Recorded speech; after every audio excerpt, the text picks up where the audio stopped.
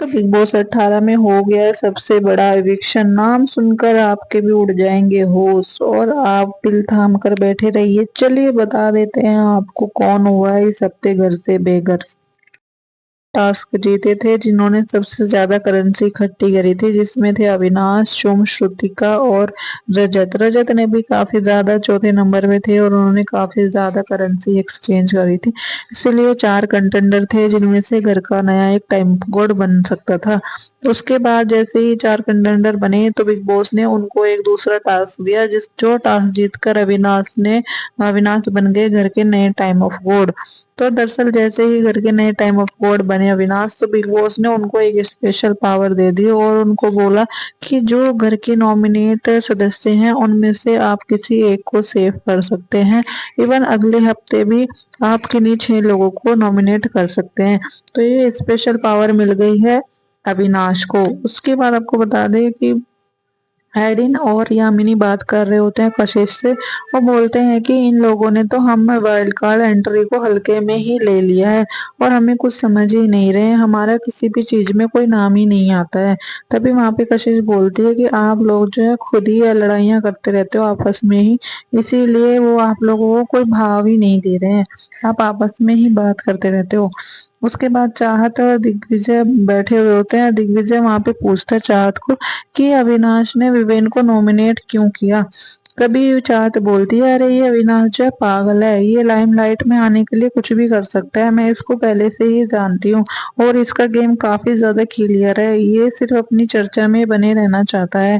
इसको ये फर्क नहीं पड़ता है कि इसके लिए निगेटिव बातें हो रही है, पॉजिटिव बातें हो रही है, इसको बस लाइमलाइट में रहना है और हर कहीं पे इसके ही चर्चे होने चाहिए, वीकेंड के वार पे भी इसी की बात होनी चाहिए। बस यही ये इसका मेन मोटिव है। तभी और देखो ऐसा हो भी रहा है। दिग्विजय बोलता है हाँ तुम सही बात कर रही हो। उसके बाद ईशा अविनाश से बात कर रहे होते हैं। ईशा अविनाश बैठे होते हैं विवेन के साथ में और वो बोलते हैं कि हमें माफ कर दो, हमने जानबूझ के ऐसे नहीं किया है और तुम्हें जो नॉमिनेट किया। उसके बाद वहां पे विवेन बोलता है देखो अब जो नॉमिनेट हो गया सो हो गया और नॉमिनेशन से मुझे कोई प्रॉब्लम नहीं है, मैं हर हफ्ते नॉमिनेट होता हूँ और हफ्ते सेव भी हो जाता हूँ, लेकिन तुमने जो रीजन दिया वो बिल्कुल भी मुझे वैलिड नहीं लगा और काफी ज्यादा पेनफुल था तुम्हारा रीजन, इसलिए अब आगे से अगर मुझे भी इस टाइप की कुछ पावर मिलती है तो मैं भी तुम लोगों को सीधा सीधा नॉमिनेट करूंगा, जो भी पावर मिलेगी। उसके बाद वहां पे ईशा विनाश को बोलते हैं तुम्हारे चक्कर में मुझे भी ये सब झेलना पड़ रहा है क्योंकि तुमने ऐसे पंगा ले लिया विवेन से। दूसरी तरफ वहां पे फिर अविनाश बोलता है कि देखो अगर तुम्हें विवेन की साइड लेनी है तो तुम उसके पास चले जाओ, मुझे उससे कोई मतलब नहीं, मैंने अगर उसको नॉमिनेट कर दिया तो कर दिया। अब उसका देखो तो हर वीकेंड के बार पे इन्हीं तीनों लोगों की बात होती है कि शिल्पा, करणवीर, विवेन, शिल्पा, करणवीर, विवेन, या तीनों को, सिर्फ इन्हीं को तीनों को टॉप 3 में जाना है, हमें नहीं जाना फिनाले में, मुझे भी फिनाले में जाना है, इसलिए मैंने कर दिया। दूसरी तरफ आपको बता दें करणवीर विवेन आपस में बात करते होते हैं और वो दोनों एक दूसरे से माफी भी मांगते हैं और बोलते हैं कि हम अपनी जो हमारी 12 साल की दोस्ती थी वो हम कंटिन्यू रखेंगे। उसके बाद आपको बता दें शिल्पा भी यहाँ पे विवेन को टोंट कसती है, वो बोलती है विवेन आप बताओ, तुम मुझे पहले बोलते थे कि करणवीर ने तुम्हें नॉमिनेट कर दिया तो तुम फिर भी उससे क्यों बात करती हो, अब तुम्हें अविनाश ने नॉमिनेट कर दिया तो तुम क्यों फिर उससे बात कर रहे हो, तुमने तो फिर भी उससे रिलेशन रखा हुआ है और तुम उससे बात भी कर रहे हो। तो वहां पे वेन बोलता है वो उसका पर्सनल मैटर है, मुझे उससे कोई मतलब नहीं है। तो फिर वहां पे शिल्पा भी गुस्से में बोलती है कि तो फिर तुम मुझे क्यों टोकते थे, फिर तुम क्यों बोलते थे कि अब ये तो मेरा भी पर्सनल मैटर हो गया ना, तुम क्यों फिर बीच में बोल रहे हो इस चीज में।